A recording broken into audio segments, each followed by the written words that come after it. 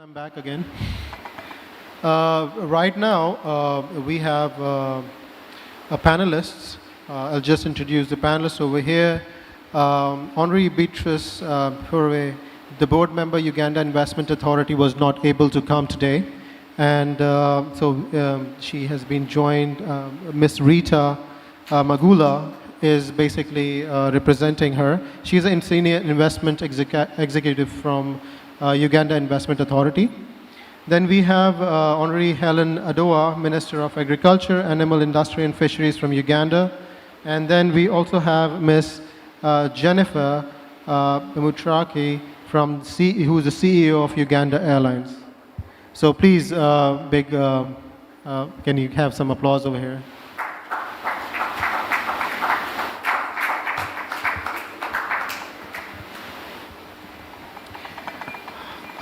So to just start off with the panel discussion, I want to actually put a few points out there, something which we have been facing a lot of times. I mean, we always talk about investments into Africa, and I'm talking about the private equity side, the financial institutions, family offices, and private investors who are always looking to invest into Africa, but not much has happened through 15 to 20 years. I mean, somewhat has, but it's not as equivalent to the topics that we discuss, the kind of promotions that we do, and definitely is because of a lot of challenges that we see in that region, right? So I think today with these experts on board, we would like to know much more and what is the best ways of going and investing into Africa, what are the regions, what are the things.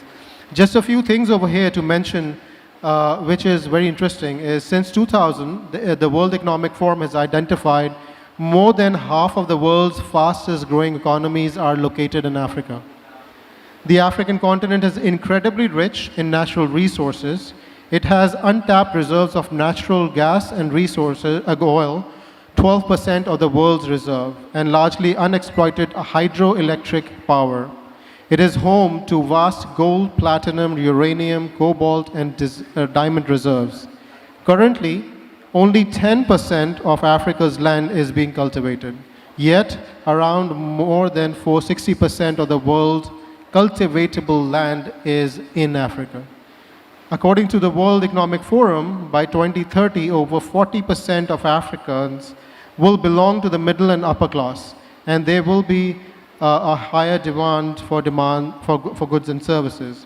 In 2030, household consumption is expected to reach 2.5 trillion, more than double of 2015 at 1.1 trillion. Now, a region which has such a big opportunity, and there's a vast majority of investors and people who want to actually move into that region are still not able to get there that easy.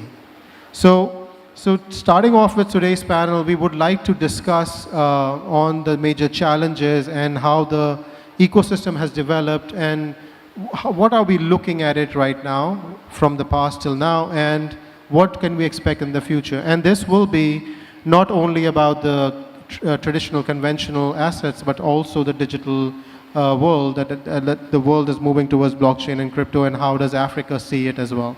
So let's start with up till now, the last 10 years of the journey for Africa, how do you see, what are your views? And I would like to start with Ms. Helen Adoa. What are your comments on that? Thank you, moderator, ladies and gentlemen. I am here in 3 capacities. In my own capacity, the second one, I represent one of the districts in Uganda in parliament. And then the third, I am a Minister of State for Agriculture, Animal Industry and Fisheries, and I'm in charge of fisheries. Now you need to know who I am. I was born in 1977 to the family of 7 boys, and we are only 2 girls. And I was born in a humble family of peasants, but they were better by the time I was born. When I was 11 years, another neighboring tribe came and removed every animal, making our family to be now among the poorest families. Now, this was the time I would be going to secondary school. So it made me to stay home for 1 year, and by the time I went to secondary, I was already very poor, not able to afford any school fees. Now, when I was taken to a secondary school, I went without fees. And I went to my head teacher's compound and started sweeping his compound. One day he wakes up with his wife and get me cleaning their compound. They asked me what I was doing. I said, I am here so that you can look at me and give me a bicycle. I want that bicycle to give my father. When they gave me a bicycle, I took that bicycle to my father, and my father started buying fish and bringing it to my school and the neighboring market. I went to my teachers and asked my teachers, can you be customers of my father? And some of them accepted, and that is how I was able to get school fees for studying for my O and A level. While I was in A level, a British couple happened to be among those who came to renovate the school where I was. And because I was already now a head girl, very active head girl, and a leader of Scripture Union, they liked the way I was doing things. And they invited me to UK if I finished my A level, which I did. When I went there, I finished like 3 months. I came back and did my business course. 5 years down the road, I asked them, can you support me invest in education? They were shocked. And he said, you are only 23 years. That was 2001. You are only 23 years, and you are talking of building a school. I said, yes. Can you give me some money? They were very upset, but later gave me $6,000. Of course, their money, that was 10,000 pounds. The moment I got that money at 23 years, I bought land, 17 acres. I put up one building, which did not get finished. They were very upset with me. I told them, don't worry, I don't need money from you. What I need is your prayers. I went to my father. I said, do you have any money? My father had sold his rice, and he gave me 2 million Uganda shillings, which is like $500. Then I went to a money lender and borrowed more money, and I roofed the building I'd started. I called the students over the radio to come and start studying in my school. I invited my British couple to come and see what I had done. I had 110 students, but they were very smart. And people didn't understand. The local community asked, is this girl crazy? At 23 years, how can she start a school? But I want to tell you today, 20 years down the road, that school is one of the best private schools we have in Eastern Uganda. And it has 3,300 students. And all the 3,000 are boarders, are boarding in the school. I feed them. And besides that school, I decided to add more schools, primary and secondary. So I have 3 secondary schools and 2 primary schools. I employ 306 people who get their money every month. It was interrupted by COVID. I am proud that today I am a married woman with 3 children.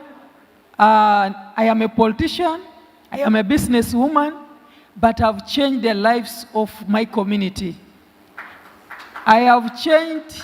The previous speaker was saying, what can you be remembered with? You come to my district, you come to my region, I am no longer called by my name. I am called by the name of mother. But in our language, it says Toto. In Kiswahili, Toto means a child. But in our local language, it is a mother. Meaning a woman who has done things to change her environment, the children. I have been able to take over 1,000 children, helpless children, free education through my schools. They have changed their lives to be nurses, teachers, policemen, police girls, especially girl children. But I did not forget the boys. Why? This world is forgetting a boy behind, and they are over-empowering girl child, and they are forgetting a boy child. So I decided to make sure that a boy child is among. What else did I do? I invested in health. People are sick every day, and people are looking for who can give them health. Who can give them health? And I was able to treat over 10,000, screen over 10,000 women with cervical cancer. Screening women. There are women who don't know what problems they have. I touched the lives of over 10,000 women using the school fees that the children were giving me. Now, when my community saw what I was doing, they asked me to represent them in parliament, which this is my second term. And when the president of Uganda saw how active I was, he appointed me a minister in charge of fisheries. Now, what am I talking about fisheries? Fisheries is the second in foreign exchange in Uganda. And if I get the right investors, it will be the best. Why? Because fisheries, God has already put the leg. God feeds the fish. Nobody gives money for feeding the fish in the water. Nobody gives that water. What investors need is to give the fisherman engine, a boat, and the right fishing nets. And the next morning, you give me, with the experience of my father buying and selling fish.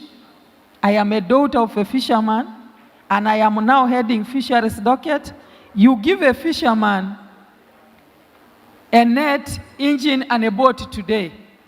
Investors the next morning, that fisherman will start paying back your money. Why? Because the market is already there. He just puts the right gear and gets that money. Catch fish, but also you can invest in aquaculture. In our homes, Uganda is one of the best countries with the climate. It's one of the best countries with the weather. There is no country as good as Uganda when it comes to weather issues. We have very good land, fertile soils, where you don't waste your money. You put it today, you get it. Now, in our land, even in the remote area, you farm the fish, the market is there. Already within Africa and out, fish is needed. And even with the swim bladder now, it is even expensive than the fish itself. So, that is what I wanted. I wanted you to know who Helen is. I started on my own, and I believed in where there is a will, there is a way. As long as you have the way will be open. And I worked hard on my own. I worked hard for my community. I am now working for my government. And I'm here to talk to investors. Don't waste your money where you don't get money. Put your money, the next morning you can get. Partner with the private sector, but also partner with the government. For example, you can partner in education. Some of you can invest in education. Because of e-learning, you can monitor, parents can pay money at home than walking into the school.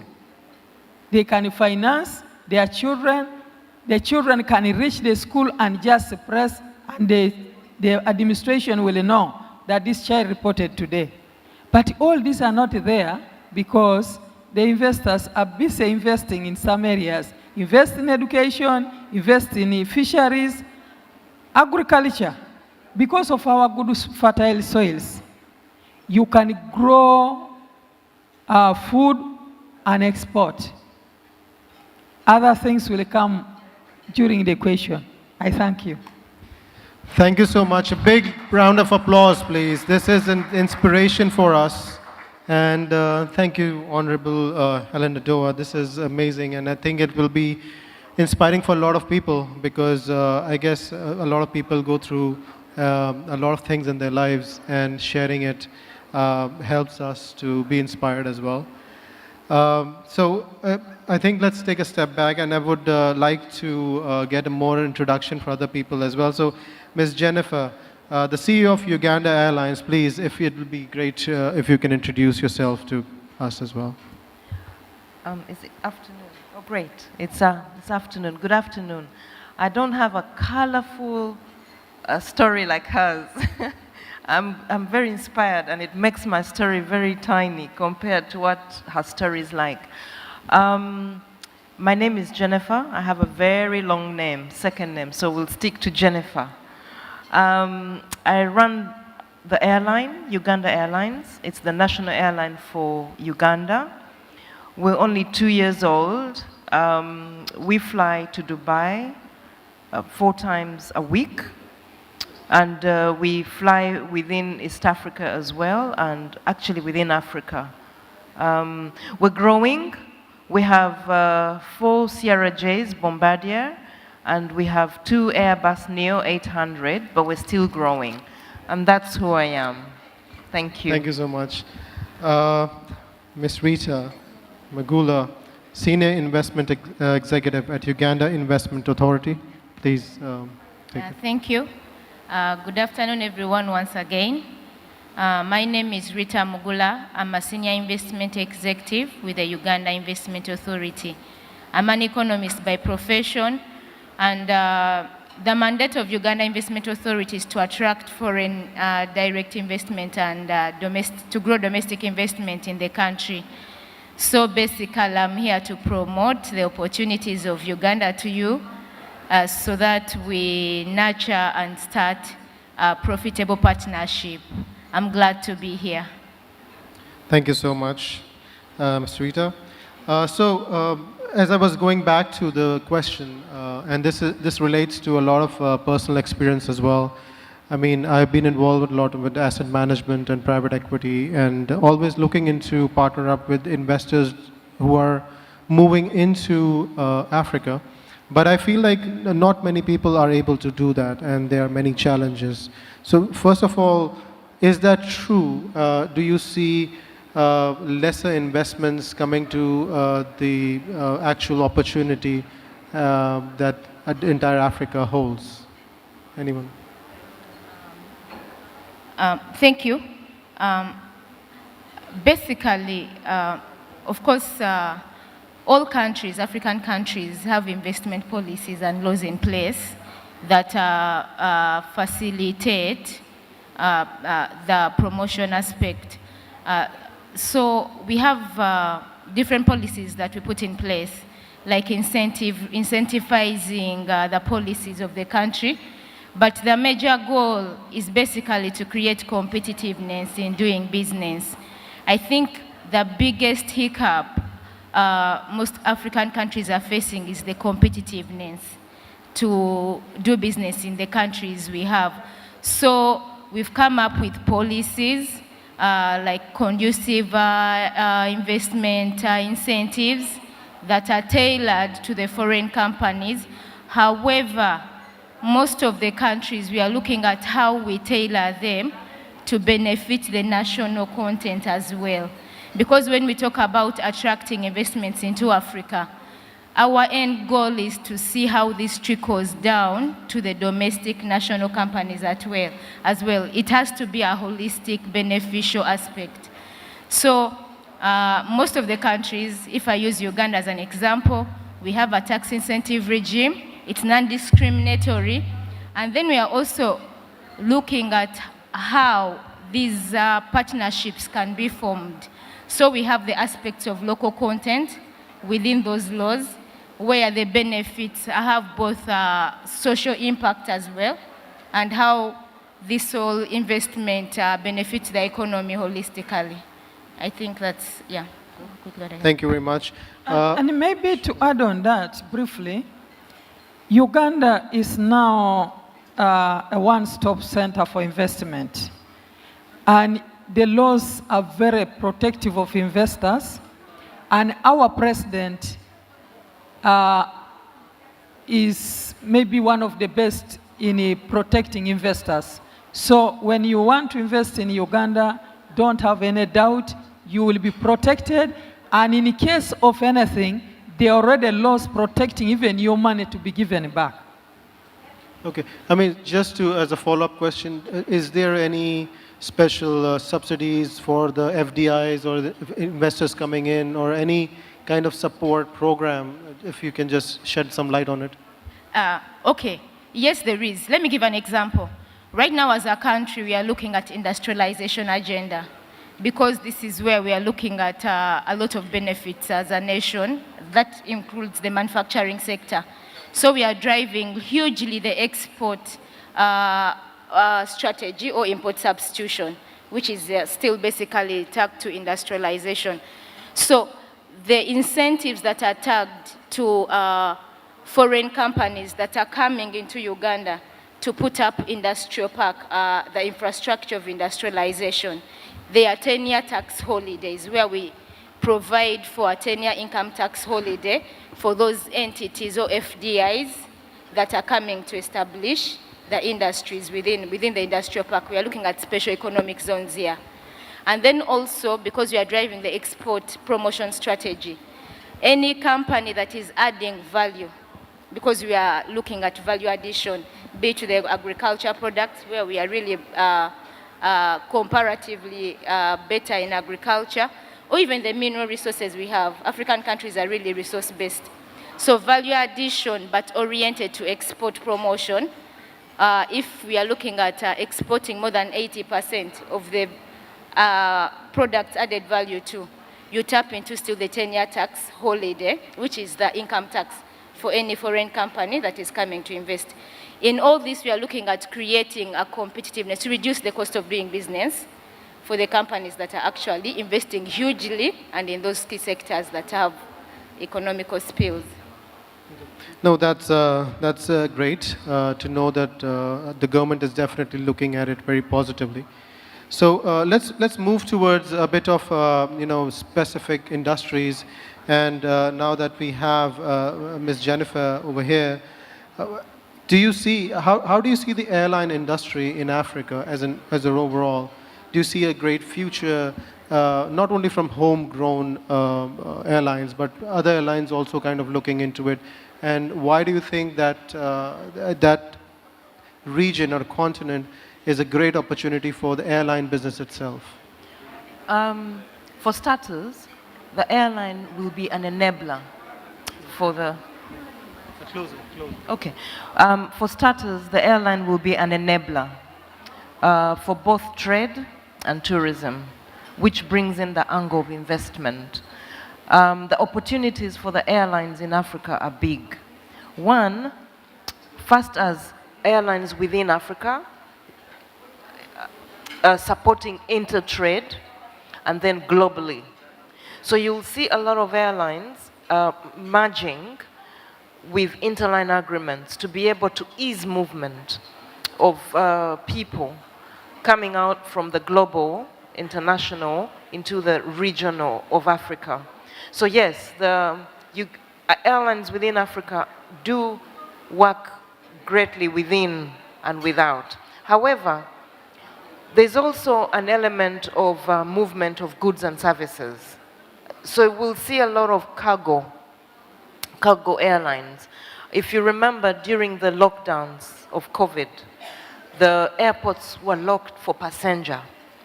So a lot of the airlines transformed their aircraft into cargo freighters. We saw that happening a lot with Ethiopian Airlines. We saw that happening a lot with Kenya Airways. Now, because of that background of cargo having to move and the prices really going up, we see a lot of airlines now revamping and setting up their cargo structures, because that has proven to be a more, what should I say, a more reliable source of income, because it doesn't complain. Cargo will not complain.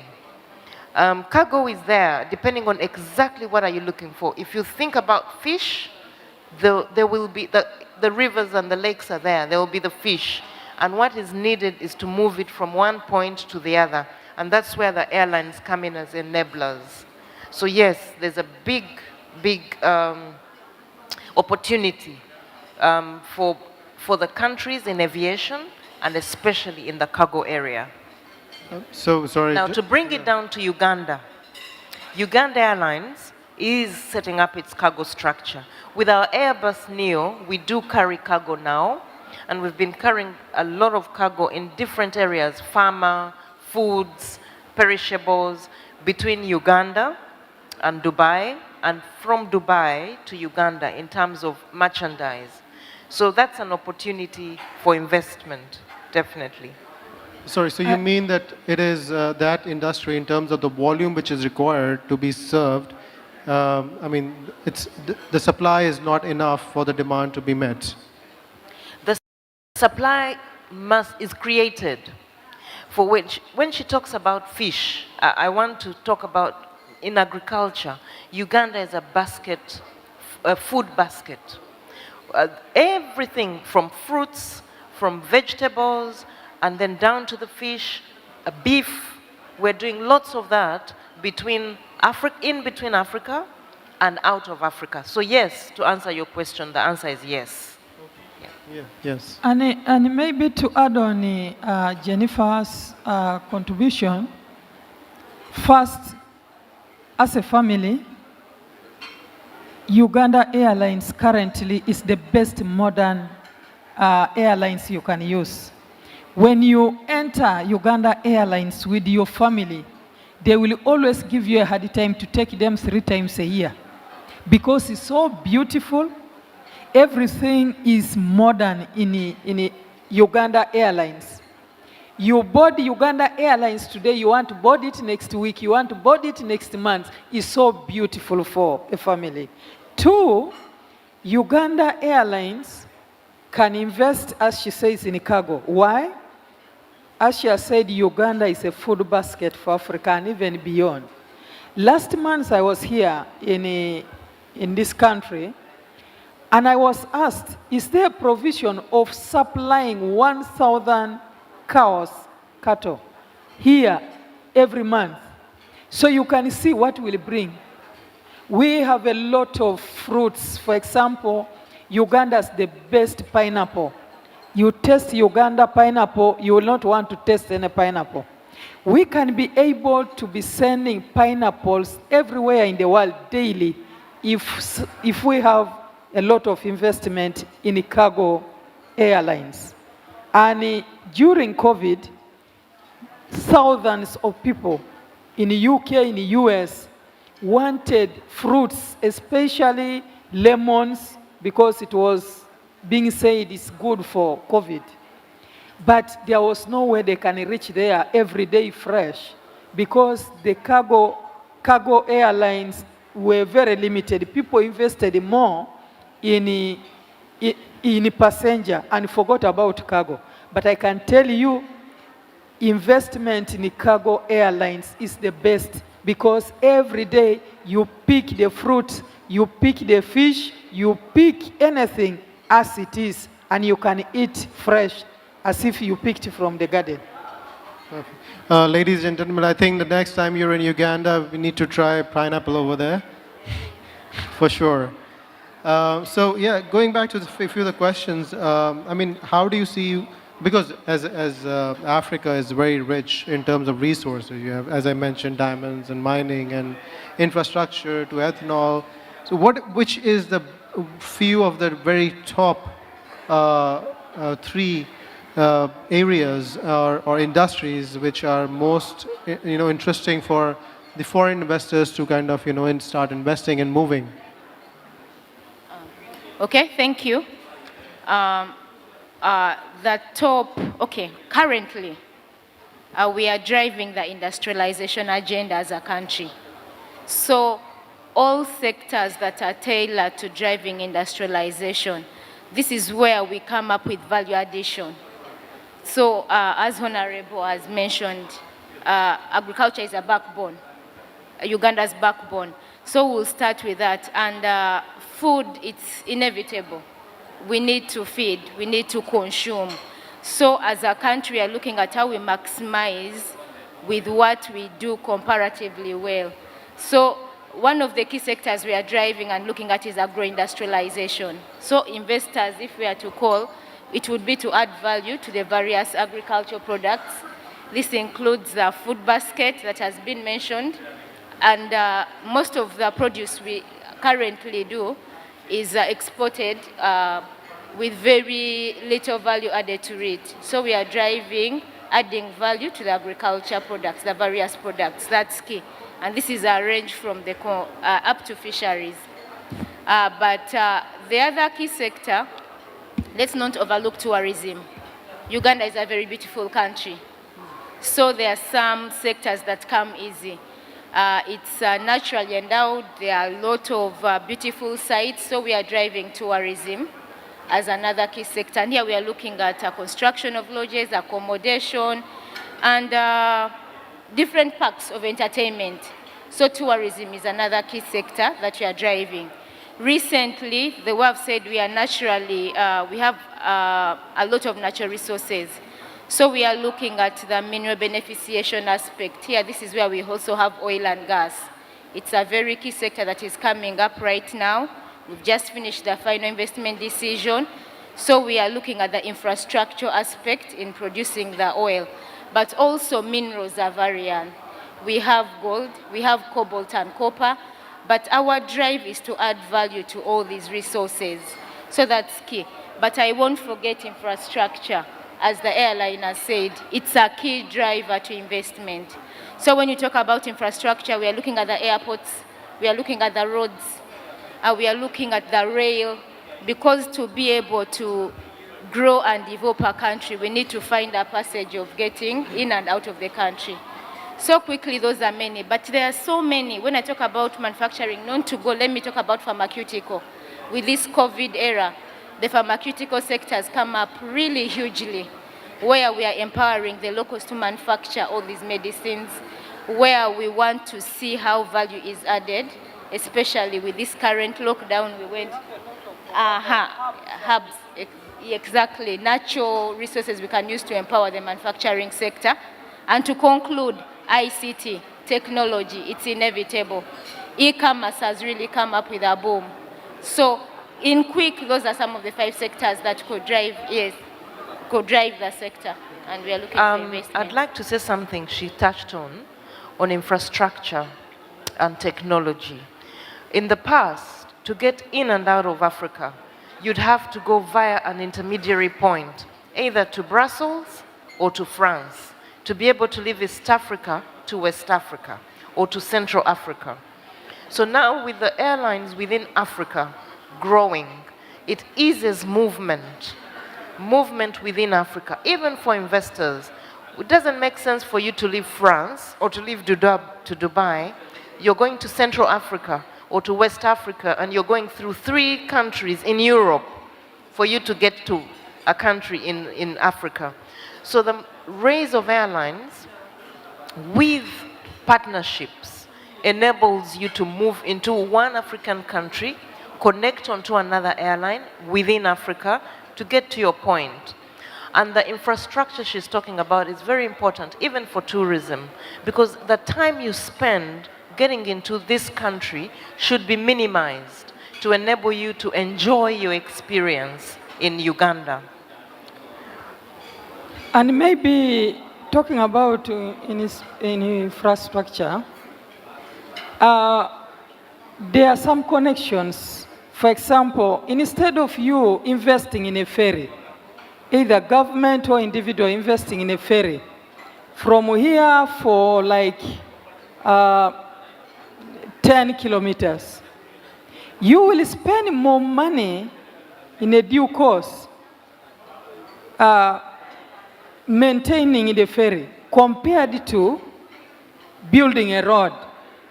Because if you build a road 10 kilometers along the water bodies, it is cheaper than maintaining the ferry that in either way. So there is a lot of investment for roads in order to ease movement for the tourists. So that's what the point. But when you ask which areas can we invest, as she has said, Uganda now is on industrialization.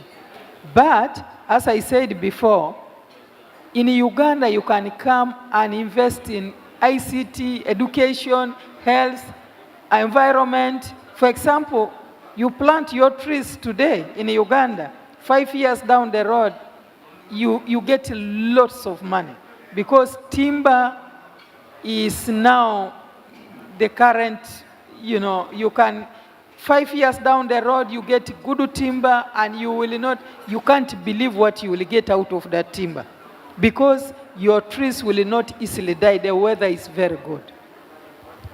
Well, thank you so much. Just on that point, ladies and gentlemen, I would request, because we have some panel discussion going on, if you pay attention to our speakers, it will be great because there are a lot of insights that we're getting over here. So we'll just continue with a few more questions and we'll be ending this panel discussion, especially moving on the digitalization side. I would like to ask Jennifer, what will be the effects of digital transformation and how can investors monetize on them? We'll look at the aviation industry. In the past, to book a ticket, even from, let's say, India or Dubai, we relied on telephones, but now so much has changed. We have a lot of digitalization in aviation, from the booking point to the time you get onto the aircraft, through the airport, onto the aircraft, the pilots, the airline itself. To be able to get you onto my airline, you need to have booked me through the website. So we find that innovation, technology is very important for airlines. If there was one mishap, even in any airline, any airport, we wouldn't take off because there's nowhere we can communicate. So how can people tap into this? Airlines rely a lot on systems. Systems even for a basic thing like customer care. For you to be able to come back and enjoy my service in the airline, I need to know your profile. I need to know what are your likes, what are your dislikes, where do you prefer to sit, how would you like to pay. In Africa, we have something called mobile money, which is not very big outside Africa. Through your phone, you make payment from your bank to your next customer. So how can people invest? They can invest in the mobile area, but also with airlines in as little as CRM. Very important, because we're moving from where the passenger is a number and we're moving to hospitality. Uganda is very hospitable. As an airline, we're investing a lot in softwares that can enhance our hospitality. So when you come and fly with me, I should be able to remember that the last time you flew, you preferred to sit the aisle.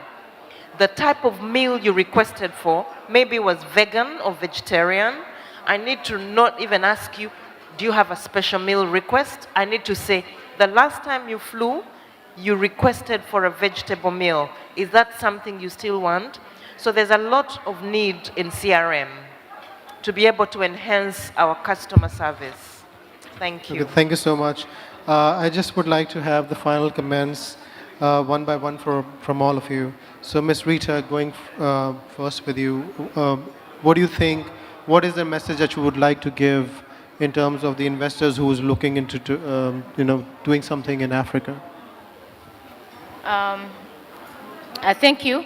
My key message, when I look at the general investment needs of Africa, one of the biggest hiccups is access to credit. And why we promote foreign direct investment, we are looking at it as being a stimulus in a way. So my key call is the emphasis of partnership. We are driving foreign direct investment, but we need it to be anchored and aligned to the existing domestic investors within Uganda. Because at the end of it all, we are looking at creating employment, which trickles down to income within the nation, but also through these partnerships, issues like access to credit can be solved, especially for the local companies. And then also we appreciate the technological expertise, the advanced companies that come.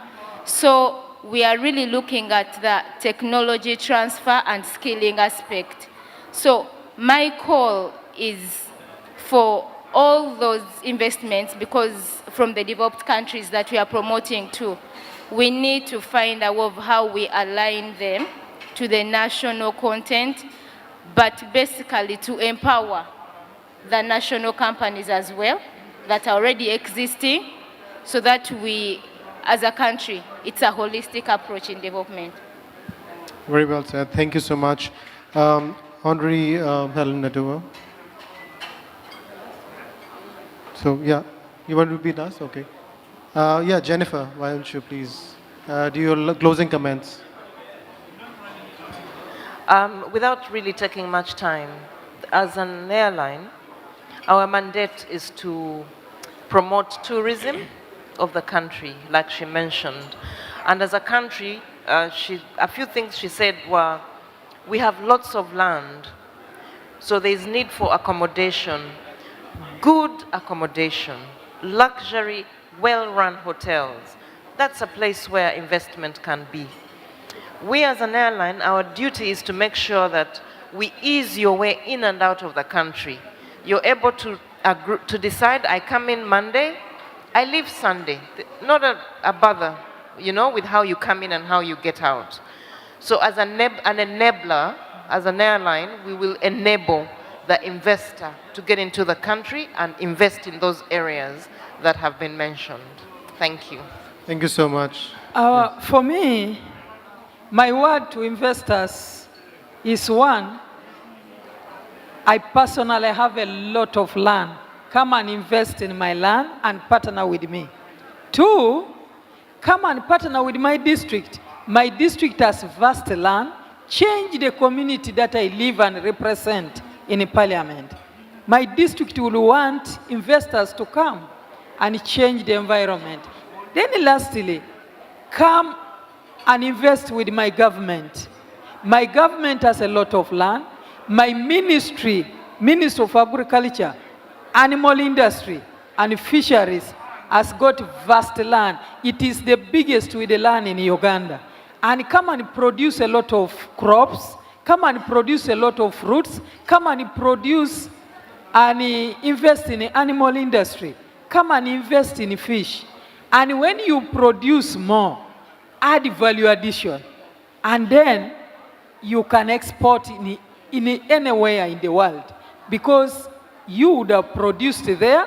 By the time you export, it will be tripling your profits, because it is cheaper to produce in Uganda, put value addition, and then you export.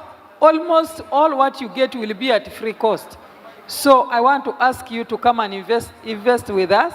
But above all, allow me thank Dorothy. This is the first time somebody recognizes that Helen Adoa has done something and deserves to be brought to. This is the first time I'm coming to talk to investors at a conference like this, where I can meet other ladies, women who have invested in different ways. I have been wanting to talk my story, but nobody gives opportunity. And I'm so happy to be here. I am very grateful to Dorothy. I thank you, Dorothy, for changing my life to come and share. with investors, my story, success story, but also ask the investors to come and invest in our country. I thank you. Well, thank you very much, all the panelists over here. It was a pleasure and it was very insightful. We have some of the investors over here who would like to connect whenever, I mean, obviously, once after the lunch. People would like to talk to you, specific opportunities and so on. So thank you so much, everyone.